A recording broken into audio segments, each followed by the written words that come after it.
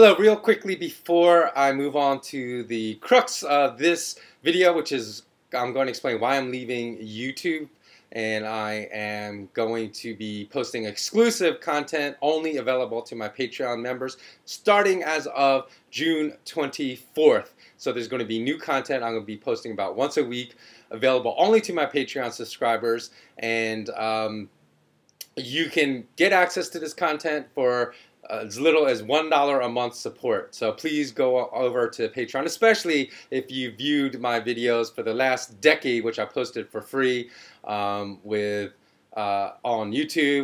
and the hundreds of articles I posted on my blog, online, for free, absolutely free, for more than 10 years. If you've taken advantage of any of that information, please do come over and become a new Patreon subscriber. Okay, now I'm going to go into the crux of this video. Today is probably the last YouTube video that I'm going to make, and so I'm going to explain to you why I'm leaving YouTube. So after much consideration, I've decided to leave YouTube, unfortunately, but very necessarily due to the constant censorship of my channel. So to just update you, I know I haven't been posting very regularly because I'm going to be moving to other means to post my content, and that's unfortunate because I've been on YouTube for I think about 10 years now, so I've made thousands and thousands of hours of free content and put it up, and thank you for all your support, for those that have supported me over the last decade. For those that want to continue to support me, please go to my Patreon account at SK, standing for S for Smart, K for Knowledge, SK Wealth Academy. And I haven't posted there regularly yet. In fact, I haven't even posted Patreon exclusive content yet, but I will be within the next few weeks to couple months, so please do check on that, and I'm going to start posting there instead of YouTube. And I'll also try to post regularly on Steemit or DTube or both, but I'm just not going to post on YouTube anymore. So I want to update you actually on one of the last YouTube videos. I said I was going to do an experiment to really see if I should go off YouTube, and that experiment was just because probably every single one of my YouTube videos for the last several months has been demonetized right away, even before I make it public. Like the minute I upload it and even change it from private prior to before changing it from private to public, it says YouTube sends me a notification right away saying that this video is inappropriate for advertisers, and they automatically demonetize. So that's what I mean by censorship. It's not that they have actually taken my videos down, but they have not been informing my subscribers that I know for sure, because I used to get anywhere from 20 to 70,000, not a lot, but you know, fairly consistent viewership, 20 to 70,000 views per my videos when I had about 15 to 20,000 subscribers, and then when it grew to 30,000 subscribers, I was getting about 140, 150 views, which is just ridiculous. So for the time and effort I put in, that's why I'm going to move over to Patreon at SK Wealth Academy. But the result of my experiment, I know that YouTube and Google's algorithms basically censor videos based upon titles. So if you go look at my content on this channel, my most recent YouTube titles, there's nothing there that would require censorship at all. I don't cuss in my videos, I'm not obscene in my videos. I was just basically dropping knowledge, dropping facts, which the owners of Google and YouTube do not like. So that is why they demonetize my videos consistently. So the last video I posted was just entitled Buy Bitcoin Now. So I'm not a huge supporter of cryptocurrencies at this time. I do, however, believe in an open monetary competition, because I always believe the best will rise to the top, but I don't believe Bitcoin or any cryptocurrency is sound money, or basically meets all the requirements necessary for sound money. So it's really interesting, because that was my only video in the last 3 months that has not been automatically demonetized the very second I uploaded it, which should be concerning to the cryptocurrency community, because if Google and YouTube want you to watch a video that is entitled Buy Bitcoin Now, but any of the other warnings I've had as far as stating that you cannot have an alternate competitive form of currency priced or denominated in a very unsound currency like a US dollar or euro that is trying to unseat, because that makes zero sense whatsoever if you're just tackling this from a logical or common sense standpoint. Then Google and YouTube would automatically demonetize and censor that video. But when I had just labeled or titled the video Buy Bitcoin Now, that was the only video they did not immediately demonetize like in the last several months, which I find extremely interesting. So as my gift to you, I'm just not going to let you know that I'm leaving YouTube. I'm going to actually make one last fairly lengthy goodbye video. I'm not going to address a lot of the different topics I've addressed over the past decade, so hopefully you will stay tuned for the rest of this video and take a listen. To begin, among the general population, I still believe that the understanding of money and what sound money should be that serves our interests and not the interests of just the few families in the entire world that own all the central banks. I believe that this understanding is extremely low. So let's start by talking about the RBI, which is the Central Bank of India, or otherwise known as the Reserve Bank of India. So till now, investors could buy digital currencies paying in rupees, but that will end, according to the RBI, by July 6th. So there's about another month, 4 weeks left. And okay, I'm going to read you what it says in a current article. It says the current remittance regulations will now not allow customers to convert rupees into any other currency and make purchases from an international exchange. Therefore, the only option left will be crypto-to-crypto trade for the existing investors that allows you to buy one cryptocurrency in exchange for the other. And that's according to Hisham Rahman, I believe is his last name. CEO of BitXOXO, which is a cryptocurrency exchange. And he goes on and says, I believe, forgive me because I'm not Indian, but I'm assuming Hisham is a masculine name. Forgive me if it's a female name. Sounds like a man's name to me. He says the other option is buying by paying cash in another nation, which may not be feasible. And then, continuing onwards, the RBI outlined the reasoning behind this directive that effectively shuts down crypto trade in India, and they contend that virtual currencies, quote, can seriously undermine the anti-money laundering and financial action task force framework, adversely impact market integrity and capital control, and if they grow beyond their critical size, can endanger financial stability as well, end quote. So they're going after this same tired narrative that I can only believe the most naive of people in the entire world would fall for, that they're actually going after corruption. So this is why they're banning cryptocurrencies, which is just ridiculous, because corruption in politics, corruption in banking, corruption in the connection between banking, politicians, and the global drug trade, the fentanyl trade, the opioid trade, the OxyContin trade, the cocaine trade has existed for centuries. Heroin in China with HSBC. So this is not why they're going after it. They're going after it because perhaps they can control all the cryptocurrencies.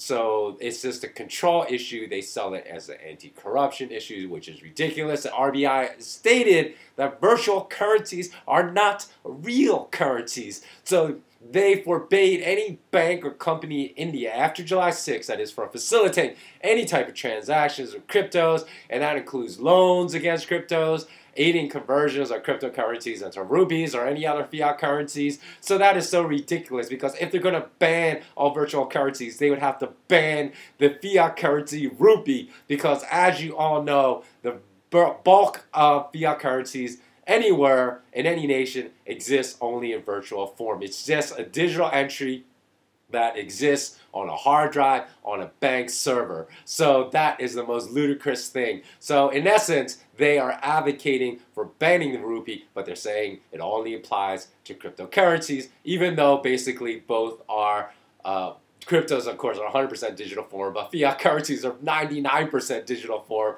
So it's practically all digital form as well. So, you know, while close to the fact that virtual currencies lack the most critical key qualities of sound money and therefore cannot be sound money. So again, this is not about trying to fight corruption in India. It's just about censorship of all type of competitive forms of money that challenge the what central bankers control. So although, you know, I have mentioned before, because if you go listen to my podcast, oh, I also forgot to tell you, I will still keep making podcasts as well, which you can find on iTunes, called the Tao of SK Wealth Academy. So again, Tao being T-A-O. And you can find that on iTunes. You can find that on Blueberry, BLUBRY.com.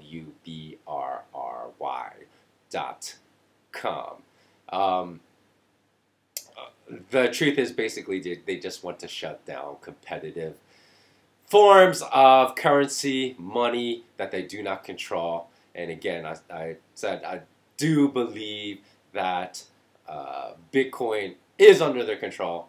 Probably other cryptocurrencies are not, but that's just an opinion. If you want to really get into why I believe that, go listen to my podcast that's titled, Is Bitcoin a Trojan Horse? Because I think that a lot of people in the cryptocurrency community are closed off immediately to that possibility, because there's a narrative just being, you know, even the narrative, it's funny because I was listening to this podcast the other day that was talking about Satoshi Nakamoto. It's probably a group of people, not one person, but this person who was there as an expert on Bitcoin, an expert on cryptocurrencies, was saying that Satoshi's not, his identity, the only reason his identity is not known because he was doing this to free people, to free us from the talons of the central bankers. And because this was something that was going to put his life at risk, of course he can't come forth. Now that, if you think about that from a logical perspective, if you have any critical thinking skills whatsoever, that is the most absurd statement whatsoever. Because if you don't know the identity of the person, then you can't ask the person what his motivation for inventing that cryptocurrency is. So you cannot say that that was his motivation when you say you don't know that person's identity. So I'm just asking people, stay curious, where you're not going to fall victim to just automatically, blindly believing the narratives that are put out there, whether it's by the independent media or whether it's by mainstream media. You always just have, you know, the independent media doesn't always get it right too. So all I'm saying is, you know, people get so angry at me sometimes when I say that I question things, but I say, I don't know the answer, I'm just asking you to question. People are like, no, I'm not going to question because everybody knows that that's true. Everybody knows Satoshi Nakamoto is trying to help us out. So how can you know that if you don't know who he is? So that is just an absurdity to me at its highest, like, human peak. Okay, so let's go on. So I'm going to also talk about idiotic statements from billionaires like Bill Gates, Charlie Munger, Warren Buffett about Bitcoin as well, because they've made both idiotic statements about Bitcoin and they've also made idiotic statements about gold. So let's go over their idiotic statements about Bitcoin first of all. I think it was Charlie Munger. If you don't know who he is, he's like Warren Buffett's right-hand man at Berkshire Hathaway. And Charlie Munger said it's as immoral, and I'm paraphrasing here because I don't have the quote in front of me, but I'm paraphrasing it very accurately.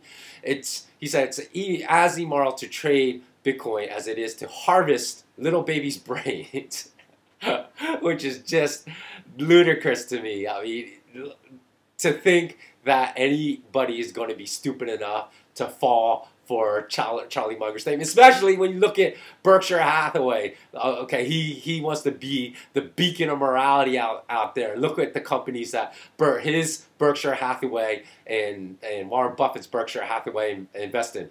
Companies like Geico, which are just basically scams that, you know, if you think about insurance companies, they're all basically scams, because if you don't need it, for example, when I drove 20 years of driving, I never was in an accident in America. I was only in one accident, I know, not the typical Asian bad driver, right? I was actually a really good driver.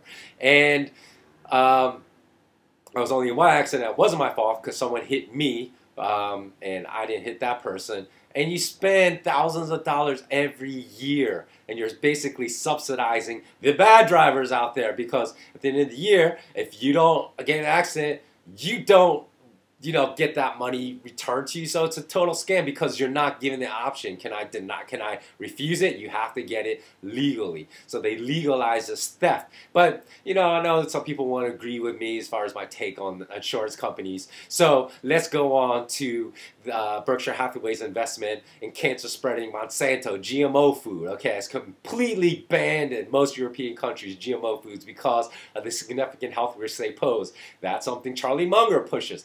They heavily invest in Coca-Cola, just a sugary drink that is responsible for the obesity epidemic in the United States, where a single can of Coca-Cola packs 14 teaspoons of sugar. Okay, that's just like basically drinking a glass of water and then pouring sugar in for like 6 seconds and then just drinking it. And that is primarily responsible, the sugar consumption, for the obesity epidemic and also the diabetic epidemic in the United States. And he pushes that. And he wants to talk about morality. That is just so ridiculous. Okay, so let's go on to the other idiotic things Charlie Munger has said. So basically about gold, he says this, quote, "Gold is a great thing to sew into your garments if you're a Jewish family in Vienna in 1939, end quote. But I think civilized people don't buy gold. They invest in productive businesses." So like I said, yeah, productive businesses like Monsanto and Coca-Cola. And so it's just ludicrous that these guys are the biggest hypocrites in the entire world. So let's move on to the Wall Street industry. In September 2017, JP Morgan CEO Jamie Dimon declared Bitcoin a fraud and stated he would fire any of his employees that traded Bitcoin, only to turn around, renege on his word, and hire Bitcoin traders less than a year later. So my problem with these people, and my problem with so few of us, which I would estimate less than a fraction of 1%, that truly understand monetary history, is that there are so many narcissistic, Machiavellian people like Charlie Munger, Warren Buffett, JP Morgan's Jamie Dimon. You can add Goldman Sachs's Lloyd Blankfein. I think actually he retired, so I can't remember who the new CEO of Goldman Sachs is.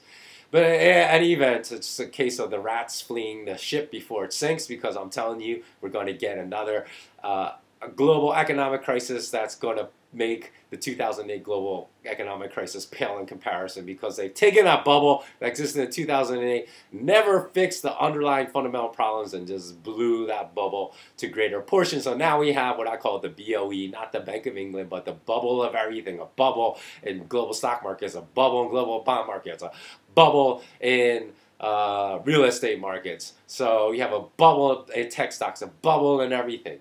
Except, of course, for currencies, because you have a collapse in the purchasing power of emerging market currencies all over the world, but it's partially, again, central bankers are responsible for that. So I guarantee you that if the Reserve Bank of India could figure out how to monetize cryptocurrency trade for profits, they would be praising instead of condemning cryptocurrencies, because all they care about money. Money is their god. They worship that god. They will worship Satan to get power, to basically praise their god of money. And banker Jamie Dimon already flipped 100% on his position in less than a year, because he thinks he can profit off of cryptocurrencies now. So again, everything they say is just for the love of money.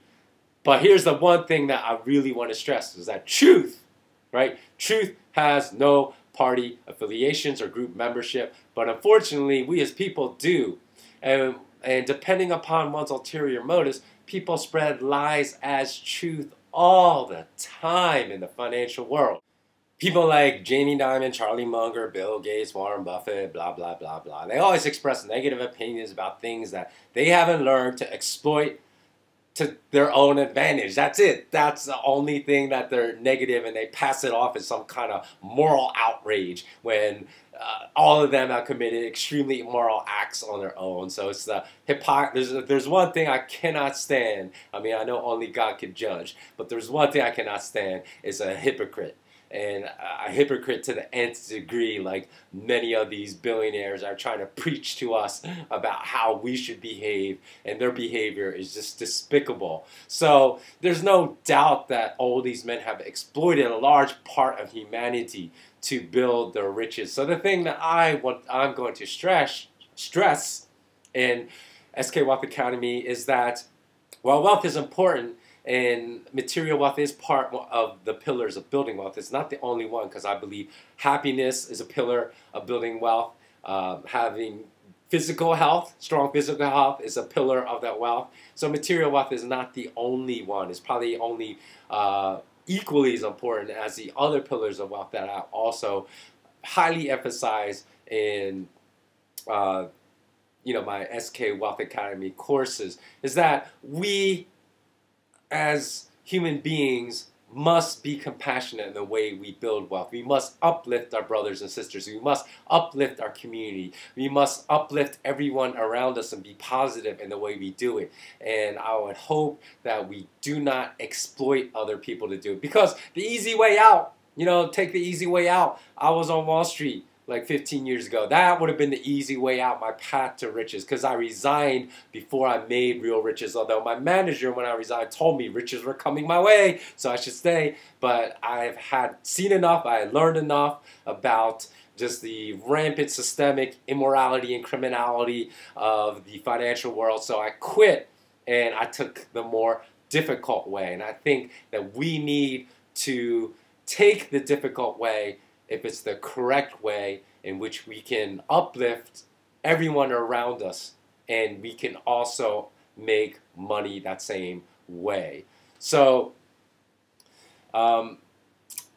exploiting others for financial gain not only hurts the exploited, it also, I believe, inflicts severe psychological damage on the exploiter as well. Although I know we don't really see that because they're living in their mansions and in their glass towers, but we don't know from a psychological standpoint how sound their mind is, how high their happiness is. And I guarantee if they have made their riches from exploiting and stomping on the heads of other people and squashing them and sucking the blood and souls out of other people, psychologically they are miserable.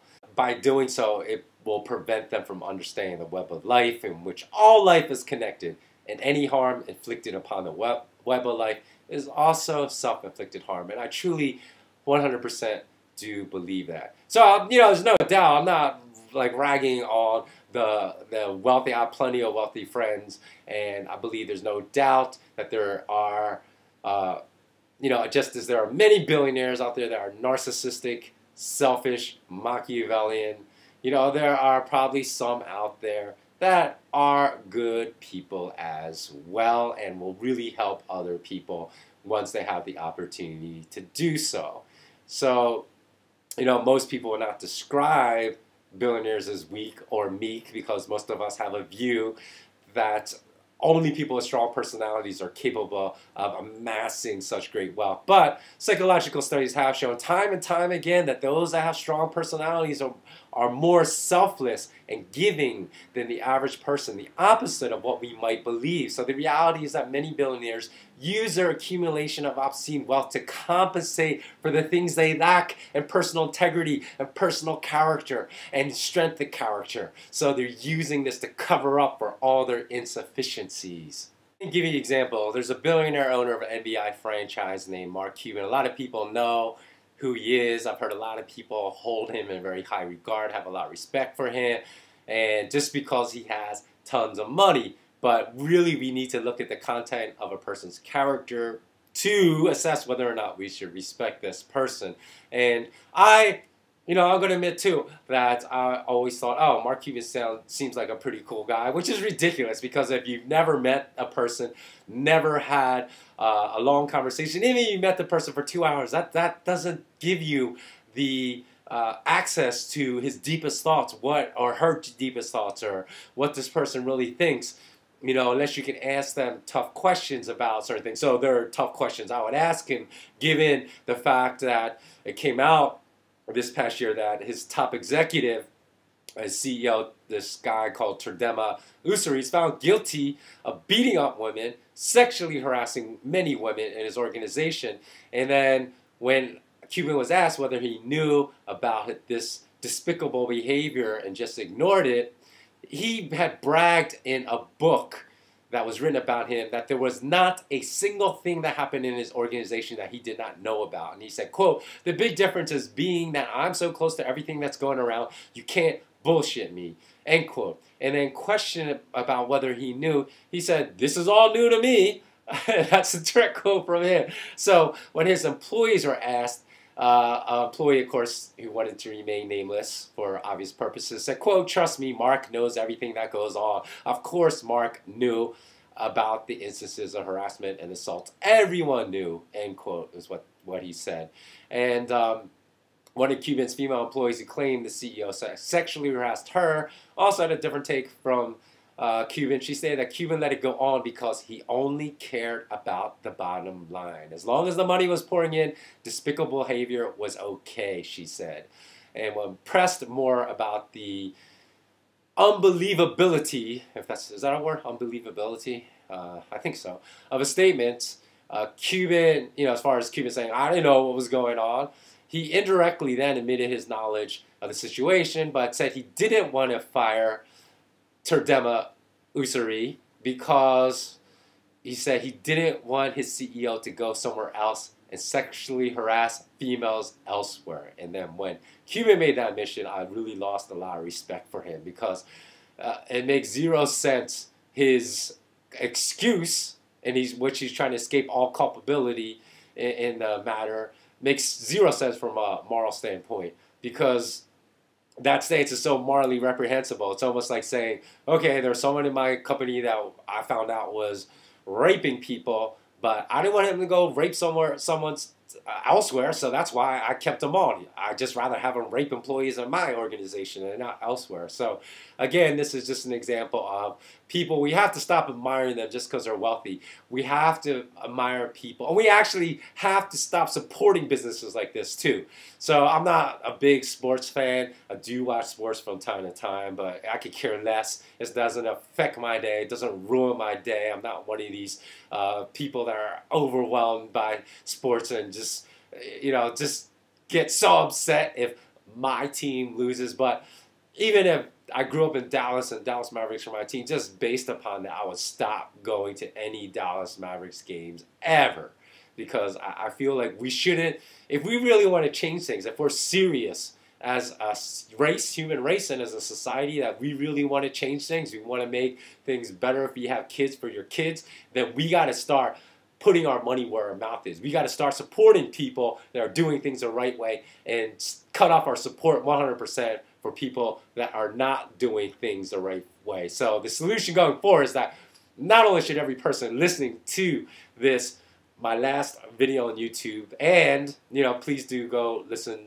and support my podcast as well, which again you can find on iTunes and also Blueberry. You can just go to my website, smartknowledgeu.com for now, and to get all the updates about what I've been saying about the Patreon accounts and when I'm going to start posting content just for Patreon, my Patreon supporters and whatnot. Just go to smartknowledgeu.com to see that. But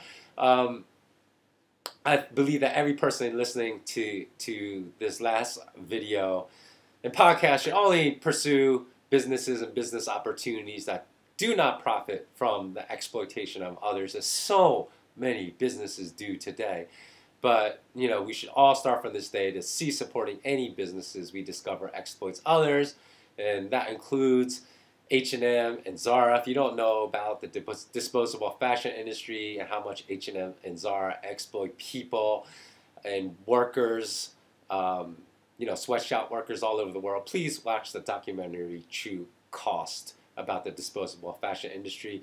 Also, unrelated to the fashion industry, but equally important, also, please watch Ai Weiwei's documentary about refugees called Human Flow. Because today, immigration and refugees are such a polarizing topic in national elections today, and one that is rarely understood properly because this topic has become so politicized, which also prevents this dissemination of truth. It promotes the dissemination of propaganda and promotes divisiveness and anger. So I just urge everyone, I know that a lot of times the media harps on the worst of the worst refugees, and nobody wants these radicalized refugees enter their nation that want to kill people because they're of a different religion or their culture that has no respect for women. They think grope and rape is acceptable, but you think other refugees want to live by those refugees. Other refugees don't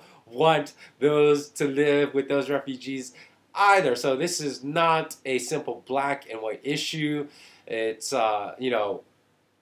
versus being divided into anti-immigrant, anti-refugee, pro-immigrant. It's a really complex topic, and that's why I urge you to go watch the documentary Human Flow, because I think it will really shed real light on this travesty of the 66 million, that's right, 66 million refugees in 2018 that have no home, that have either had to flee their country because of war or other political situations going on, but aren't allowed into any other country. So they're really homeless without a home nation.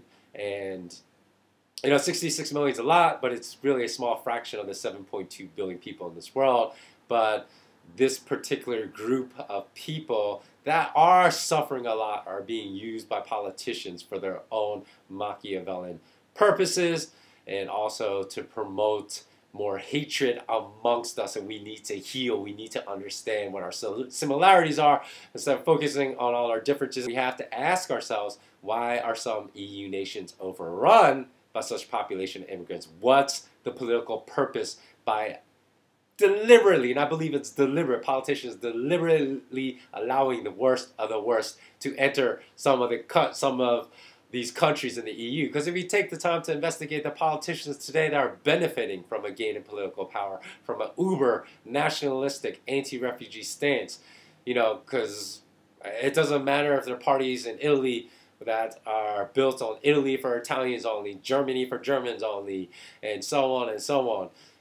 To begin, if they really believe their own propaganda, these parties are so uber nationalistic, then really all white people would have to leave Australia and America and respectively go back to the UK and Europe and hand Australia and America back to the Aborigines and to the American Indians, because everyone in those countries are immigrants. So again, this is not a truth movement, but it's a Machiavellian, self-serving one that was built by politicians. And secondly, many of the politicians that are gaining the most politically from this, racially divisive and culturally divisive position are the very ones that voted for military interventions and wars that created these refugee problems, whereby these refugees are now coming to their shores. So again, that's absolute hypocrisy, because these politicians are not addressing the root and foundation of the refugee problem, which a lot of them are part of, and a lot of them created the refugees and now want nothing to do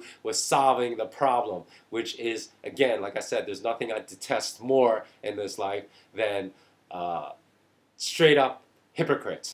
So really, to get to the heart of this problem, to understand truth, just ask anyone that lives in a nation with strong anti-immigrant sentiment if they know anything about the events that have given rise to the anti-Syrian, anti-Sudanese, or anti-Afghani movements in their nation, because most of the world's refugees come from Syria, Sudan, and Afghanistan. And if one is going to be anti another people, at the very minimum, then we should understand the situations that cause these millions of people to flee their nation and to be without a home today. And we should also understand who the people that are responsible for the wars in these nations that caused unlivable conditions, that forced people to flee their nations, and even that created the worst of the worst refugees the radicalized terrorists. So this is a very complex situation with many moving parts. And if we really are honest with each other and try to become better human beings every year, which the least we should do is try to understand the major suffering of tens of millions of humans that have no home, often with young children, rather than blindly condemning all of them to a life of misery. Okay, so that is all I want to say just about refugees. So let's conclude this podcast with, let's get back to education. My Smart Knowledge Wealth Academy, right? So let's get back to the false equating of academics with education and intelligence. That is becoming increasingly common today. One revelation I spent a lot of time discussing is the motivation and model of organized academics that started in America at the same time of the industrialized revolution. And then America then largely spread to the rest of the world. America meaning not, the regular American citizen, but the industrialists like the Rockefellers and the other bankers that wanted to spread this model of education. Actually, I would say this model of behavioral conditioning masquerading as education to the rest of the world. So the primary motivation of organized academics, as revealed in multiple government academic association documents, was to behaviorally condition, as I said, students and train them to be just smart enough to follow instructions in factories to work for the industrialists to make them filthy rich, but still dumb enough not to think for themselves and dumb enough to blindly accept their place in life and not to challenge the industrialists. And I really believe that today not as much has changed with these objectives of academics and schooling, and that today they've just added more layers of this absolute bullshit, like additional layers such as the pursuit of good grades that literally many times, not every time, but many times, most times I would say, have very little to do with intellect and education. So, in fact, many people make links right away that are wrong about schooling and graduates. And many people don't even like to tell people where they went to school because of the assumptions people make that are often wrong. Some of you may have heard, for example, Harvard has two types of graduates. They have the graduates that tell anyone that will listen to them and anyone that won't even listen to them that I went to Harvard. I went to Harvard and I'm smart. And I've actually heard people say that. I had somebody in my office when I was still working for a Wall Street firm that's how we call people. Call people. He said, I went to Harvard and I'm smart. And so, even if people have no interest whatsoever where they went to school, then because they really think that's telling people where about their academic pedigree is a mark of their intellectual superiority over others, which just is not true. And then there's a second group, perhaps more infamous than even this first group, that will do whatever they can to avoid answering the question, where did you go to school?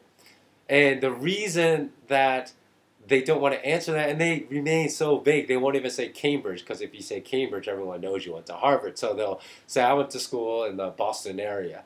And that's all they'll say. Even when pressed, they don't want to say they went to Harvard. So why do so many Harvard graduates avoid this question when so many of their colleagues proudly announce their pedigree, their academic pedigree, to the rest of the world? It's because the people associated with Harvard is a student, at least in the minds of other people, a student that was very entitled or young adult. Even, if you went to university 2 decades ago, they still look at you as someone that was entitled your whole life and snobby, and therefore people went to Harvard, want to avoid that stereotype, so they avoid telling people. So, I can definitely say that I can confirm this viewpoint because I experienced this myself in university when I was attending an Ivy League school.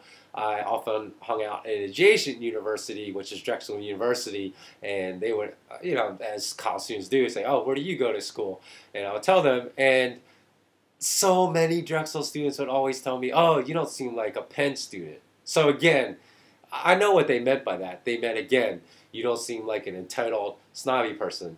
And that would have been true because I certainly wasn't entitled. In fact, I worked 2 jobs through my entire tenure at Penn, including a weekend shift at a hospital because I was pre-med in university that required me to wake up at 6 in the morning. So I was certainly on Saturday. So it certainly I was not an entitled person. In any event, the biggest problems with schooling and academics these are what I believe are the biggest problems. Number 1, the methodology of teaching, which is often comprised of non-interactive lectures and rote memorization of facts. And this occurs even in the sciences. You know, both these methodologies, in my opinion, are antithetical to learning. Number 2 is the testing methodology, which often involves the solving of complex equations without any understanding of the principles that the equations are illustrating. And this, of course, again, I'm talking about the sciences. And in other topical areas like history or art history or whatnot, it's the uncritical regurgitation of facts in examinations. And again, these testing methodologies just waste students' time. Students just often cram for exams, today on Adderall, you know, that's what they use to stay mentally alert, and forget all the knowledge they used to ace their exams just 2 weeks later. If you gave them the same exam, they probably failed it 2 weeks later. Number 3 is the focus of school curriculum knowledge with a complete absence of the key application points of that knowledge in real life that would enable us to provide ourselves with a better quality of life. So how does the dissemination of knowledge of the most complex calculus, quantum physics, or human biology without the crucial link that connects the knowledge with real life application help us improve our lives? The answer, of course, is it doesn't. So there's that missing link between knowledge and application. Knowledge is not power. It's knowing how to apply that knowledge to improve our lives, which almost there's a 0 amount of application in academics, even at the highest level, even at Ivy League schools, even at Oxford, even at MIT, even at Stanford. In a lot of areas, there's not that real life application. And a lot of it's just theoretical, which is not helpful at all. Number 4 is the emphasis of teachers on the students' achievement of good grades, in which the correlation of good grades with intellect and critical thinking is often missing completely. So by that I mean there is no correlation of good grades with intellect and critical thought. So again, you know, while I was attending university, I met several people with near perfect 4.0 GPAs at a supposedly difficult university that lacked any common sense life skills. And before I understood the agenda of schooling, before I had actually really researched this quite in depth and read a lot of historical books about how global academia came to be, I would ask myself, how is it possible that this person can excel so strongly in the area of top grade achievement, yet lack any critical thinking skills whatsoever? So achieving good grades, since the correlation of this achievement is so often disconnected from the development of critical thinking and intellect, may help a student achieve a high-paying job from an employer that is impressed by such nonsense. But unfortunately, so many employers are impressed with such nonsense, but it certainly is not going to help any of us achieve a happy quality of life. And in fact, academics today are so linked with the promotion of consumerism that the two have become almost inseparable. I wouldn't be surprised if some of the top corporate recruiters on campus start plastering their logos and sponsoring some of the classes. You know, professors may be required to wear jackets in the future that have these company logos that are sponsoring these, you know, the content of some of the curricula in schooling and academics, because it certainly is not education. So I've designed all the courses of my SK Wealth Academy to specifically address and solve these 4 gaping problems I see with traditional brick and mortar high schools and universities. And currently, right now, I'm working extremely hard to get this launched before the end of this year. So please, again, visit smartknowledgeu.com for updates. When I'm ready to launch, I will have a separate skwealthacademy.com website, but in the meantime, I'll put my updates on my existing website at smartknowledgeu.com.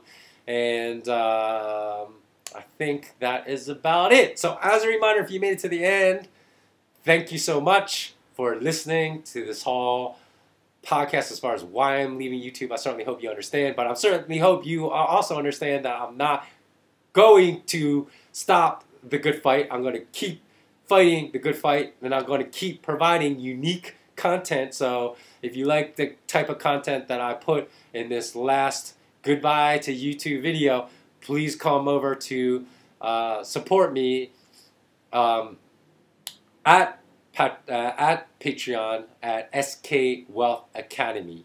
Okay, and as always, have a blessed day or night. Always remember to remain intensely curious. And for now, it's goodbye to YouTube. You can still find me on Snapchat at SK Wealth Academy, on Instagram at John_SK Wealth Academy, and eventually I will be on DTube and Steemit as well, and eventually have Patreon only content to my Patreon supporters. Do stay in touch because, like I said, when I build out my SK Wealth Academy, I do really want to build a global community of like-minded people. I want to help connect other people with other like-minded people that really want to do this the right way, that really want to fight all the destructive, just angry, hateful people out there, because we have so many people leading our nations politically, leading the people at the top of the corporate world, leading the banking and financial world that are just not good people. But we can combat that. We can combat that on our own by building our own communities that really unwind all the harm and negativity that they inflict upon our community by spreading cooperation, by spreading compassion, by spreading love, by helping people to get to know one another in our community. So that's something I really, really want to do, and I hope that you will be part of my global SK Wealth Academy world in the near future. Okay, beautiful people, have a beautiful day. Have a very blessed day. Always remember to be grateful, be mindful, and most of all, to be happy every day. Please be present. Take care.